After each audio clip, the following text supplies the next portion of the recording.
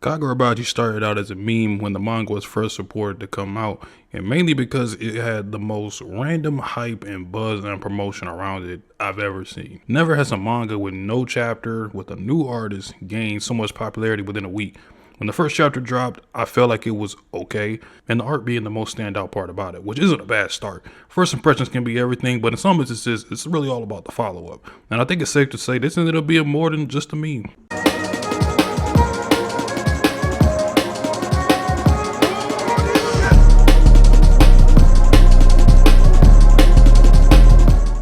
The main character, Chihiro, is a kid who grew up to be a swordsman, and his father is a legendary swordsmith. His father created the 7 enchanted blades, which are very powerful swords that are infused with sorcery. One day, a group of sorcerers named the Ishaku pulled up to them, and like the average Shonen main protagonist, their parent or parental figure is killed. Little did they know, the blades are casted away to individual bearers, one of them being Chihiro himself, who was now hell-bent on revenge to the organization that killed his father, and he must retrieve the other 6 enchanted blades.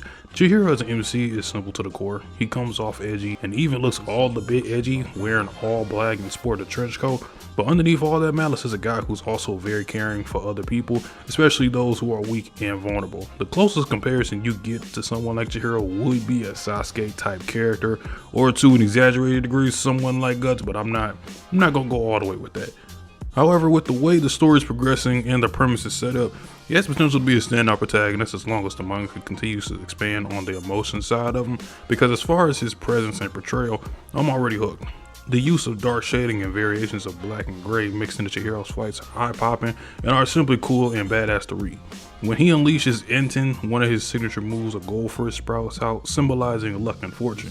I'd actually like to see something like that be a subtle aspect of Chihiro's journey where luck can play a factor into whether he achieves something or whether something happens. I think that'd be a fun dynamic to the series. Because Chihiro's fights are already cool as hell to read, and in the current state of Jump, I think it's safe to say he has the best fight collection out of all the newer MCs that are at least still going now. Which in the current state of manga, anime, and how people are consuming things, is definitely a benefit to have. As far as the supporting cast goes, it's surprisingly strong right now, with Shiba being Chihiro's right hand man, and a really cool display of teleportation, reminiscent of Shimazaki from My Psycho.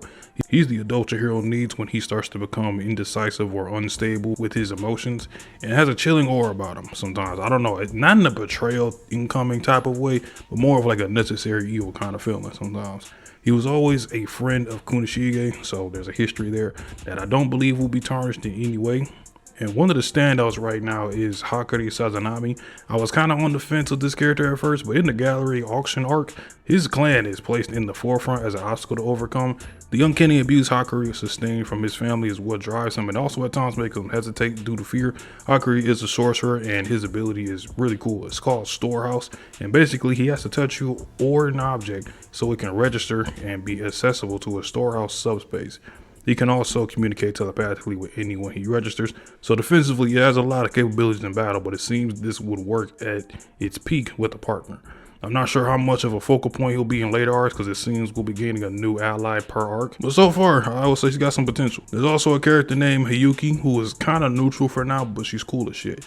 She works for a group called the Kamanabe that works for the government, and there's some eventual conflict that's gonna brew between the two parties, and I'm interested to see if it happens and how it will play out. She does have a really cool weapon called the Flame Bone of the Starving that is on par with the Enchanted Blades, and the panels of this thing are raw as hell. I do like how he depicts fire in his manga. The recurring thing with this manga is that this shit is just very cool to read, which I guess is something Jump needs right now, because even though it's not the most complex or thought-provoking story, at least for now, the amount of badass and cool stuff that's happened so far is entertaining.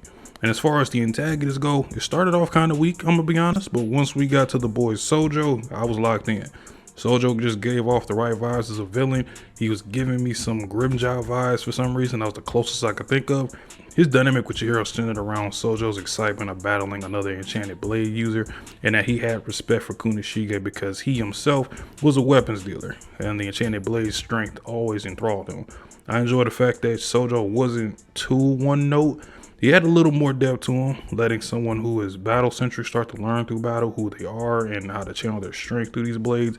And in turn, we're actually learning more about these blades through Sojo and eventually Chihiro. Chihiro himself was also developing while fighting against him, and the entire lead up to the fight and eventual battle reminds me of a samurai movie or show, especially the very beginning and how the panels are layered and stretched out. Highly recommend if you are gonna try to binge Kagurabachi at least reach the introduction of Shoujo.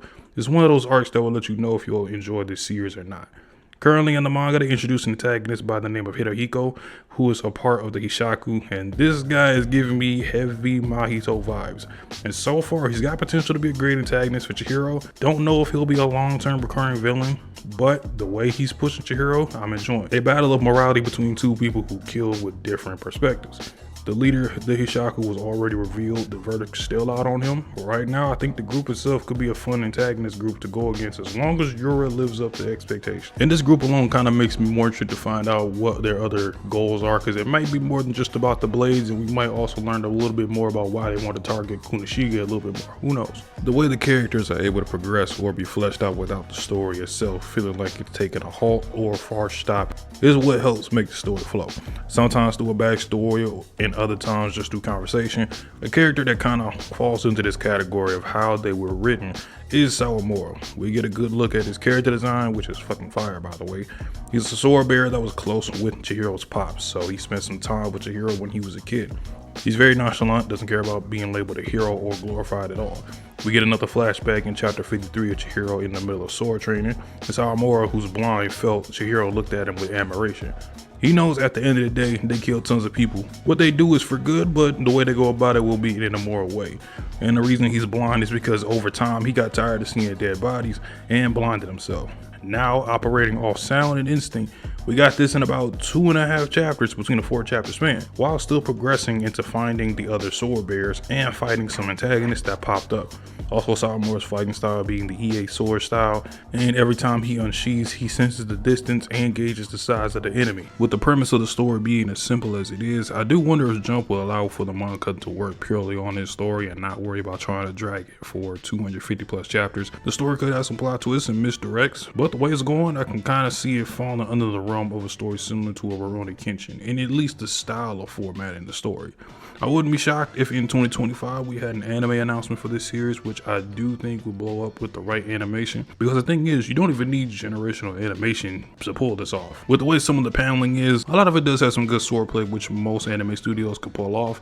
But when it comes to the big sequences and moves, it's not too intricate to where it would need someone like a Mappa or a Prime Madhouse to pull off. And this just feels like a series that would be amplified with color and a soundtrack behind it. It's got a strong base with a good MC and a promising villain group, so sky's the limit as long as it stays fun to read at the end of the day. But that's all. Hopefully you all enjoyed. Leave a like and subscribe for more content like this. I'll let y'all in the next one. Peace.